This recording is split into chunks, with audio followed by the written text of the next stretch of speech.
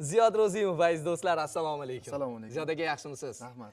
Bugun hozir men aytganimdek, barcha davlat tadbirlarida yoki bo'lmasam aynan konsert zallarida, xalqlar do'stligida, teatrlarda xuddi shu siz ijro etgan versiyani talqinni eshitamiz, to'g'rimi? Albatta. Necha yil bo'ldi buni ijro etganingizga? 10 yildan oshdi bu ijro. 10 yildan oshdi. Ana endi obunachilar ham bilib turishibdi, bu musiqani ancha yillar oldin ham biz eshitganmiz. Buni ustozimiz Faxriddin Sodiqov ijro qilganlar.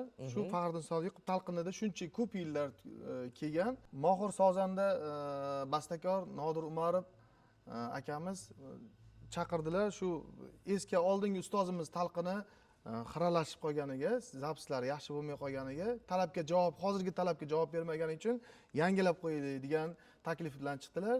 Shuni yozdik. Shu bilan shu ijro etiladi har doim.